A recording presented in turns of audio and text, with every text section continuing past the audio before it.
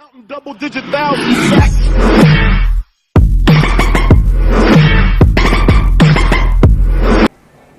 Φίλοι του Smoking, καλησπέρα. Καλώς ορίσατε σε ακόμα ένα επεισόδιο του Ace Collection.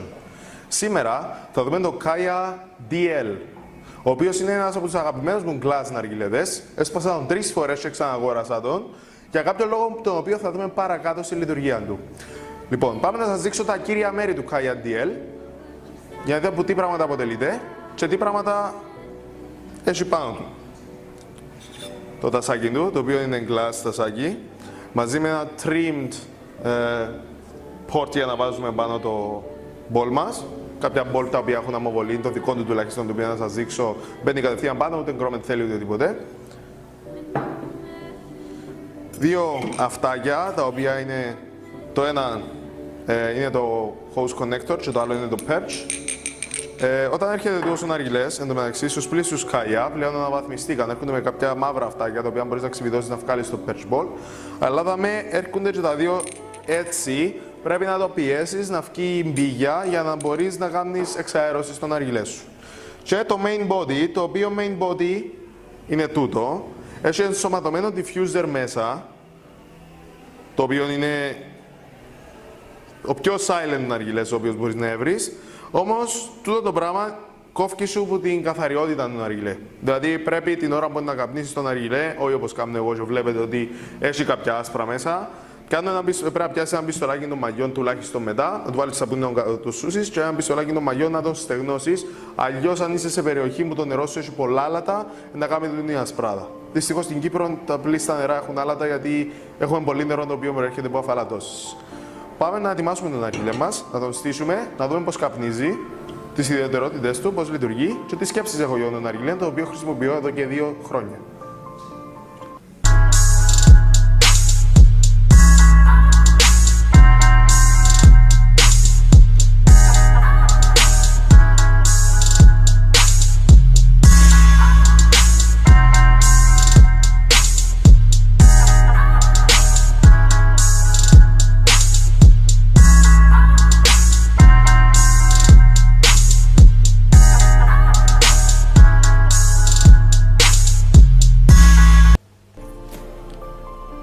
Ετοίμασα το Calabash DL.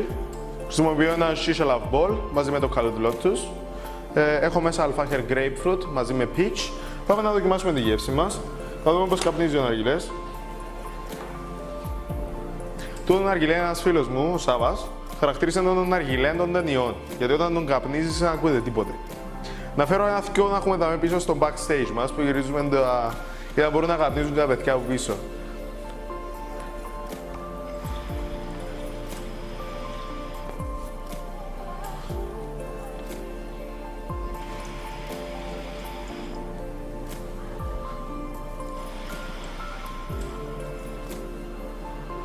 Όπως ακούτε, ο ναργιλές είναι full silent.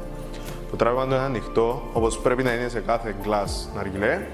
Soft, ανοιχτό, καθαρός καπνός, γιατί πλένεται και καθαρίζεται, οπότε αν βάλεις ό,τι γεύση θέλεις μέσα. Πολλά καλός ναργιλές για να τον έχεις σε φάση που βλέπεις ταινίες. Το θέμα του ναργιλέ τούτου όμως για μένα είναι ότι μπαίνει πολλά λίγο νερό. Οπότε μετά από λίγη ώρα που καπνίζεις, τούτα ούλα αρχίζουν να ζεσταίνονται και το νερό αρχίζει να ζεσταίνεται. Οπότε εγώ για να λύσω το πρόβλημα χρησιμοποιώ το adapter, το οποίο όταν το βάλουμε σαν λαιμό μπορεί να ψηλώνει το ναργιλέ μας, να μας τον κάνει λίγο πιο άβολο ή για κάποιους μπορεί να κάνει πιο γολικό να είναι πιο ψηλός, αλλά το πράγμα λειτουργεί σαν αποβολέας θερμότητας η οποία έρχεται από τον ball, οπότε το session μας είναι πιο ευχάριστο για παραπάνω ώρα, διότι το νερό παραμένει κρύο για πιο μεγάλο χρονικό διάστημα. Να το δούμε πώς καπνίζει.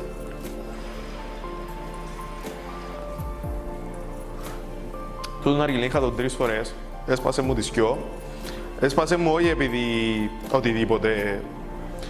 Έχω το συνήθως μες στο αυτοκίνητο, ήταν ναργιλές που έπαιρνα παντού, μέσα σε μια ταξιδιωτική βαλίτσα. Στο τέλος επειδή έχω ξαρίβρα τσάντα να το βάλω μέσα, οπότε ανεβολεύτηκα και μου σπάζει πλέον. Αρχικά είχαν βγει κάποιοι ναργιλέδες οι οποίοι είχαν τον λαιμό και που τσαμέρες πρόσεξα τη διαφορά, οπότε έψαξα να βρω άλλο λαιμό να βάλω για να δω το πράγμα. Το γυαλίνο Kaya τώρα ακούγεται πολλές φορές ότι είναι λεπτό. Ναι, είναι πιο λεπτό από ότι έναν Ottoman M2 που κάναμε σε ένα προηγούμενο review μας ή έναν Crab με ντους. Αλλά κατά την άποψή μου, επειδή έσπασα και Ottoman, έσπασα και Kaya, ευτυχώς δεν έσπασα με ντους ακόμα, ούτε θέλω να σπάσω με ντους γιατί είναι άλλη ιστορία. Οτιδήποτε γυαλί πρέπει να το προσέχετε. Κάποιος που να πάει να πιάσει έναν γυάλινο ναργιλέ πρέπει να έχει το νου του να ξέρει ότι το πράγμα είναι γυάλινο, μπορεί να σπάσει σε όποιον πάχος και να είναι το γυαλί. Η σκέψη μου για τον ναργιλέ είναι ότι είναι ένας πολλά καλός glass ναργιλές, ίσως ο καλύτερος glass ναργιλές, λόγω του ότι έχει τούτο το ενσωματωμένο diffuser, το οποίο πρέπει να προσέξετε στην καθαριότητά του, γιατί αποτρέπεις στο να βάλεις φρούτσα μέσα, όμως με ένα τρίκ με το πιστολάκι μπορείς να το στεγνώσεις και να βάλεις πριν το σαπούνι σου μέσα να τον ξεπλύνεις κάπως. Επίσης τώρα κάτι ήβραν τα παιδιά, έναν μικρό πράγμα το οποίο περνά μέσα και καθαρίζει το, να το δείτε στο group μας. Ή θα κάνουν τα παιδιά με τα balls ένα review πάνω του. Στο άλλο μας channel, το Suck My Balls. Επίσης, τόσο ναργιλές είναι όντως ιδανικός για ταινίες. Silent. Μερικές φορές που χρησιμοποιώ ένα γούκα ή κάποιον άλλο ναργιλέ όπως Regal Star Wars και προσπαθώ να δω μια ταινία, δυσκολεύει με εμένα και τους άλλους λόγω του θορύβου. Γι' αυτό όποιος θέλει ένα silent ναργιλέ για ταινία, έναν άνετο χαλαρό τράβημα και ένα κάπνισμα ιδιαίτερο, μπορεί να ψάξει και να ενδιαφερθεί να μάθει λίγα πράγματα και να δοκιμάσει τον Calabash DL. Ευχαριστώ που είδατε το βίντεο μας. Συντονιστείτε, κάνετε ένα subscribe για να δείτε τα επόμενα reviews στους άλλους ναργιλέδες μου στο Ace Collection. Caught in the crossfire.